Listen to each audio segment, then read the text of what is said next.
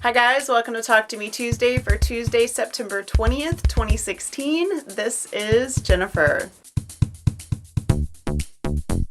First of all, big happy birthday to Susie and Crystal. I know I missed your birthday. You guys watch for something for me at some point in the future. Not this week, but soon. I did go and speak to the Pflugerville Quilt Guild last week, and that was fantastic fun. I had a great time with that.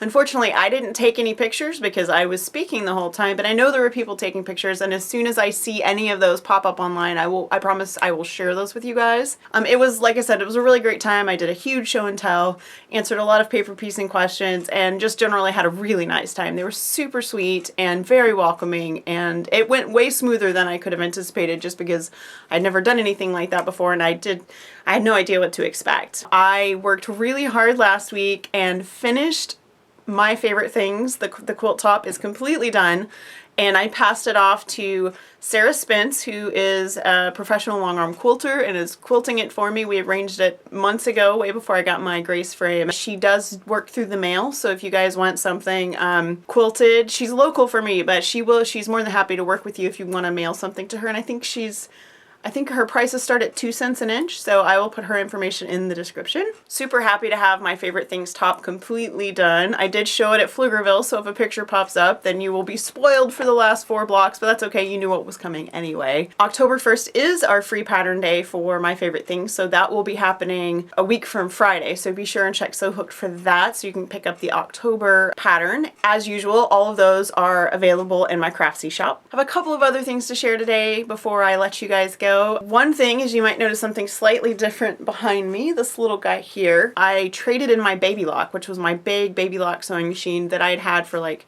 8 or 9 years, and I've been sewing almost exclusively on my Juki for the last year. I have a vintage machine that I was using as my backup, and it kind of croaked out on me, and I'd been moving my Juki up and upstairs, downstairs, so that I could put it on the frame whenever I wanted to quilt. So instead of having to do that now, the Juki now lives on the Gracie frame, and I traded in my Baby Lock, and I downsized considerably because I won't be doing as much big free motion quilting anymore since I now have the frame, so I can do little free motion quilting. I bought a little Janome sewing machine, and like I said, I traded in my big Baby Lock. So I went from like a 38-pound sewing machine to a 12.5-pound sewing machine. So this guy will be much easier to take places, but also it's a much more basic machine than the Baby Lock was because I don't need all the things that it does anymore, and I'm really happy with it. It's not a super expensive machine. It's very basic, comes with a table. I bought it at Northwest Sewing Center here in Austin, and they were having a special, so I got a free tote bag to carry it in. It looks like a giant insulated lunchbox, and it's for your sewing machine, and it has little pockets where you can put stuff in, so it's super cool if I ever want to fly with my sewing machine. I now have carry-on luggage for a sewing machine. I am working on a new project. I know that's a shocker. This one is very special. I'm not going to say who it's for because I'm not sure if that's something she wants or not, but I have a very good friend whose parents lost their home and pretty much everything in it. They lost all their mementos and just everything, and her mom had some clothing that came from her grandparents. I am making a memory quilt for this friend of mine for her mom, and this is not something I would normally do for anyone, but this is a good friend of mine, and I mean, it's like complete devastation, and if there's anything that I do, it's making quilts for people who really need them. I mean, that's the entire purpose of the Linus Connection, is to make blankets for kids in crisis, and so this is a friend who her family is in crisis, so I am making a memory quilt for her out of her grandparents' clothing, and she's going to give that to her mom. So I'm still cutting. I'm mostly cutting right now because it takes a really long time, because you have to cut the shirts and things apart and then cut all the pieces out, but I wanted to show you the block. So I did piece 1 block, and it looks like this. The idea is to put this together like a rail fence, so there will be 1 block this way, 1 block this way, 1 block this way, and then these little guys will create a little secondary pattern, and I will show you guys more as I make more blocks, but as of now, this is the only one I made. I've got all the corners are made, and I've cut out a lot of the strips, but I haven't pieced any more blocks. I just wanted to piece 1 to show her and to show you guys today. And these, like I said, these are all pieces of clothing, and like this shirt was a little bit thin, So I actually put a piece of muslin behind it. I just pieced it right in there. I just layered it and sewed it right together so that it will, when I quilt it, it'll give it a little more body. You guys may have remembered that some months ago, like way before I had surgery, I mentioned that my husband and I were going to London. That is this week. We're leaving this week. I have a house setter slash pet sitter coming, and a friend of mine that's going to take care of my house, take care of my cats, just make sure everything's good to go. And we will be gone for an entire week. We'll be in London.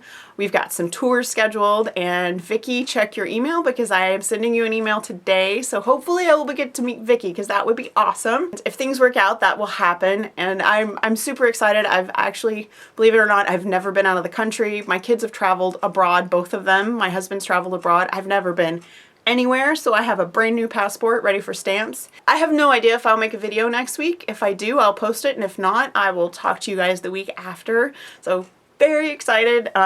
It's our kids are out of the house vacation, just the two of us. We've done some weekends, but we've never done a whole week just the two of us like this, so that's pretty exciting. And as I'm wrapping up, don't forget to go buy Fandom and Stitches. The final Disney Princess Quilt Along Once Upon a Time by Michelle Thompson posted yesterday. She posted the rest of the layout.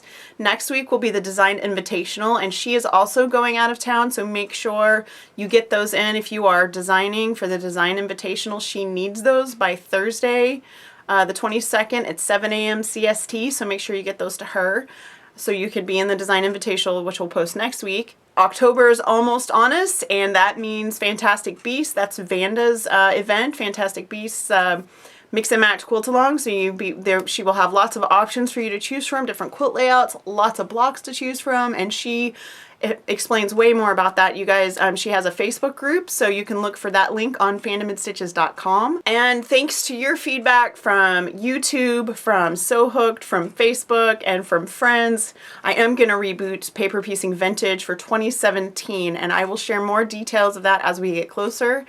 And I think that's going to be it. I have a ton to do today, and I hope you guys post a video. I love seeing your smiling faces, and I will see you either in London or after London. You guys have a great week. Bye.